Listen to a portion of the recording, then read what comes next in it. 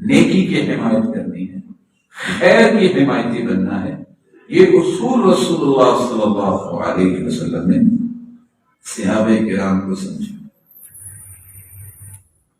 کون سے ایسے راستے ہیں جن کو جدل مضمون کہا گیا ہے اور قرآن و حدیث نے اس کا تذکرہ کیا؟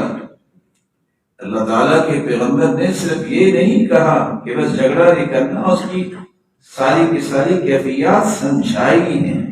خود اللہ ذو الجلال نے قرآن میں اس کے بارے میں تعلیمات اتاری۔ الجدال فی اللہ بغیر علم، اللہ کے بارے میں جہالت اور جاہلیت کی بنیاد پہ جھگڑا کرنا شروع کر دیا، اور یہ جھگڑا آج بھی موجود ہے۔ مسلمان کا عقیدہ یہ ہے کہ اللہ ذو الجلال کی ذات ہے ایک بات، پھر اللہ ذو الجلال کی ذات باغن عن خلقی، اپنی مخلوق سے جدا ہے، دو باتیں۔ پھر اللہ ذو الجلال کی ذات عرش پر مستوی ہے، کیونکہ قرآن کہتا ہے الرحمن علی العرش استوى، اور 7 مرتبہ قرآن مجید میں آیا ہے۔ اور استوا کا معنی جو ہے صحیح بخاری کی روایت میں ابو العالیہ سے امام بخاری کی روایت لائے ہیں، استوا ای علی وارتفع۔ استوا کا معنی یہ ہے کہ اللہ ذو الجلال بلند ہوئے، قائم ہوئے عرش پر۔ یہ مسلمان کا عقیدہ۔ لیکن جن کے پاس علم نہیں ہوتا، جن کے پاس جہالت ہوتی ہے، یا ہم کو پڑھانے والوں نے رستہ ہی غلط دے دیا، وہ بغیر علم کے اللہ ذو الجلال کے بارے میں جھگڑتے نظر آئیں گے۔ ایک وہ دور تھا، ایک آج کا دور۔ اللہ ذو الجلال کی ذات کے بارے میں پہلے جھگڑا یہ ہوتا تھا وَمَا يُهْلِكُنَا إِلَّا الدَّهْرُ، نعوذ باللہ اللہ کی ذات کا انکار کرتے ان کو دہریے کہتے ہیں۔ یہ چیز آج بھی کہتے ہیں کہ ہم نہیں مانتے مطلب، اور ان کو پڑھانے والے بھی خاموش ہیں۔ دانش اور معرفت کا نام لے کے یونیورسٹیاں اور کالجز بنے ہوئے ہیں، اور واقعہ یہاں دانش اور معرفت ملنی چاہیے، لیکن وہاں کے پڑھنے والے اور پڑھانے والے بھی تصور بنا لے کہ اللہ کی ذات ہے ہی نہیں، تو کیا یہ ایمان اور اسلام باقی رہ گئے؟ اللہ کی ذات کا انکار کس بنیاد پہ؟ کہتے ہیں میں خود سوچتا ہوں، میں خود فیصلہ کرتا ہوں۔ یہ بنیاد تو کوئی نہیں۔ بنیاد یہ ہے کہ شریعت نے کیا کہا ہے، قرآن کیا کہتا ہے، یہ میرا دستور ہے جس کو کہتے ہیں الکتاب والسنت۔ قرآن نے کیا کہا ہے، حدیث میں۔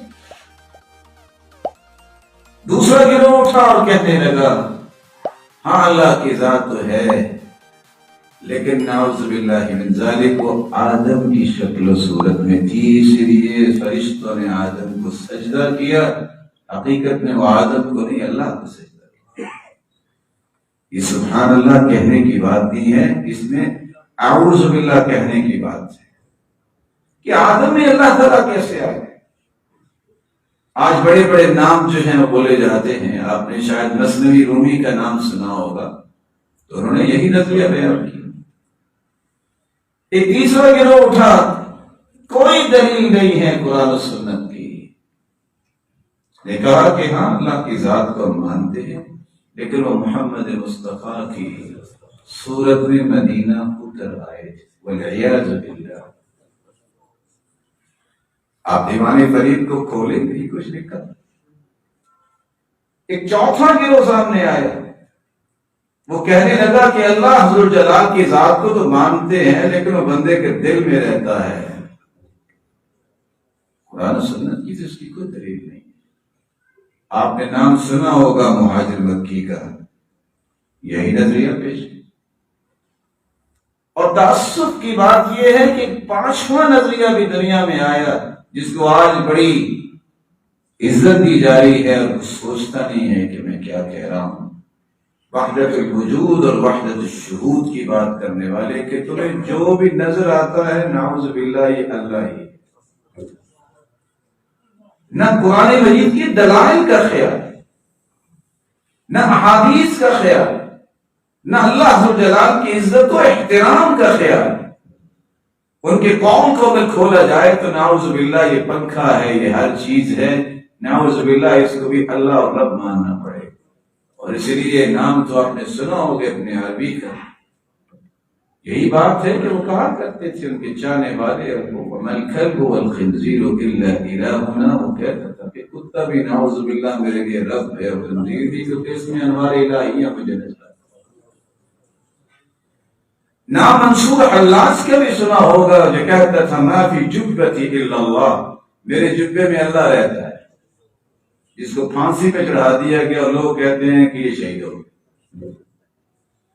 اللہ کے بارے میں جو جھگڑا کرنا ہے، جس کے بارے میں اللہ نے خود قرآن میں تعارف کروا دیا ہے، حدیث میں اللہ کے رسول نے تعارف کروا دیا ہے، یہ حرام ہے، بے دین لوگوں کا کام ہے، زندیق لوگوں کا کام ہے. اللہ کی ذات کا جو منکر ہے وہ مومن کیسے؟ مذموم جدال کی ایک دوسری قسم بھی ہے. اللہ تعالیٰ قرآن مجید میں فرماتے ہیں وَمِنَ النَّاسِ مَن يُجَادِلُ فِي اللَّهِ بِغَيْرِ عِلْمٍ وَيَتَّبِعُ كُلَّ شَيْطَانٍ مَرِيدٍ كُتِبَ عَلَيْهِ أَنَّهُ مَن تَوَلَّاهُ فَأَنَّهُ يُضِلُّهُ وَيَهْدِيهِ إِلَى عَذَابِ السَّعِيرِ. جو لوگ اللہ کے بارے میں جھگڑتے ہیں وہ شیطان کے مرید ہیں. قرآن کیا ہے؟ فیصلہ اللہ نے دے دیا. اور آیت کا آخری حصہ کیا کہہ رہا ہے؟ وَيَهْدِيهِ إِلَى عَذَابِ السَّعِيرِ. یہ تو اپنے آپ میں بڑے پھندے خواہ بنے ہیں کہ ریسرچ آئی ہے تو ہم نے دیکھا ہے، ہم نے پڑھا ہے، نتیجہ اس کا جہنم ہو. جو رب کو نہیں مانتا تو اس کا ٹھکانہ تو جہنم ہی ہوگا اگر توبہ نہیں کرتا. جدال کی دوسری قسم یہ ہے قرآن مجید میں جھگڑا شروع کر دیں. اب ایک جھگڑا پرانا اٹھا کہ قرآن مجید اللہ کی مخلوق ہے کہ اللہ کی کلام ہے. مسلمان کا عقیدہ یہ ہونا چاہیے کہ قرآن اللہ کی کلام ہے، تکلم بہ حقیقت ہے، یہ اللہ جلال کی کلام ہے. آپ سوچ نہیں سکتے کہ علماء سو نے بادشاہوں کو تیار کیا، فتوے دیے کہ امام احمد بن حنبل نے کہا ہے یہ اللہ کی کلام ہے، یہ مخلوق نہیں مانتا. قرآن تو مخلوق ہے. فتویٰ کیا دیا؟ اس کو پھانسی پہ لٹکایا جائے. 3 بادشاہوں نے کوڑے لگائے امام احمد بن حنبل کو منوانے کے لیے. کہا میں کیسے مانوں، ہے یہ اللہ کی کلام. آپ فرق سمجھیے، فرق کیا ہے. اگر ہم مخلوق مانیں گے تو کیا ہوگا، کلام مانیں گے تو کیا ہوگا. کل من علیہا فان، ہر چیز فنا ہو جائے گی. وَيَبْقَى وَجْهُ رَبِّكَ ذُو الْجَلَالِ وَالْإِكْرَامِ. لیکن اللہ کی ذات کو فنا نہیں. مخلوق مانے تو یہ بھی فنا ہو جائے گی نعوذ باللہ. قرآن بھی اگر ہم کلام مانیں گے جس سے اللہ کی ذات فنا نہیں ہوگی، اللہ کی کلام بھی فنا نہیں ہوگی. ہزاروں کوڑے کھائے جنہوں نے فتوے دیے، آج ان ظالموں کا کوئی نام بھی نہیں جانتا، لیکن امام احمد بن حنبل کو ہر ایک جانتا. اقوالوں کی آزمائشیں آیا کرتی ہیں، لیکن اللہ کا انعام یہ ہے کہ اللہ ذوالجلال ان کی نیکی کو ضائع نہیں کرتے، بلکہ ان کو دنیا کے لیے آئیڈیل بنا دیتے. قرآن کے بارے میں اختلاف کرنا کہ اللہ کی کلام ہے کہ نہیں، بے دینوں کا کام. مومن کہتا ہے یہ اللہ کی کلام ہے. اس میں ایک زبر زیر کیا، ایک شوشہ بھی، نقطہ بھی کوئی اضافہ نہیں کر سکتا، نہ آج تک کر سکا. لا يأتيه الباطل من بين يديه ولا من خلفه تنزيل من حكيم حميد. باطل نہیں آ سکتا۔ انا نحن نزلنا الذکر وانا له لحافظون، اللہ جلال فرماتے اس کو نازل بھی ہم نے کیا، اس کی حفاظت کی ذمہ داری بھی اللہ۔ جس چیز کا محافظ ہو وہاں کو تبدیلی ہو سکتی۔ ایسے لوگ بھی اٹھے جنہوں نے یہ کہا کہ نعوذ باللہ سیدنا عثمان رضی اللہ تعالی عنہ نے 500 حروف جو ہیں وہ قرآن سے ختم کر دیے، والعیاذ باللہ۔ ہو سکتا ہے کہ جس کے بارے میں ساری رات دعا اللہ کے رسول نے کی ہو کہ اللہ میں عثمان سے راضی ہو، تو بھی راضی ہو۔ یہ عثمان کو اللہ نے حیا ایسی دی تھی کہ فرشتے بھی حیا کرتے تھے۔ جو شہید ہوتا ہے کسی کی گواہی مٹی اور ریت اور کنکریاں دے گی، تو یہ وہ شہید ہے جس کی گواہی قرآن خود دے گا۔ بہتان لگائے سیدنا عثمان، ایسا اس نے اثر کیا۔ آج بھی کسی سے پوچھے تو کہتے ہیں ہاں قرآن کے 40 پارے ہیں، وہ 10 کدھر گئے؟ دنیا جہان کا جھوٹ اکٹھا کر کے کہہ دیتے ہیں ہاں وہ بکری کا۔ اللہ ذو جلال کی عظمت کو اگر وہ جانتے ہوتے 10 پارے، ایک حرف بھی کسی کی جرت نہیں ہے کہ کم کر دے۔ اللہ نے اس قرآن کو معجزہ بنایا۔ 10 سال اور 8 سال کے بچے حافظ ہیں، کوئی بڑے سے بڑا پڑھ کے تو دیکھے غلط، 1 منٹ میں کہیں گے جناب ذرا رکیے نا، یہ آپ نے ٹھیک نہیں پڑھا۔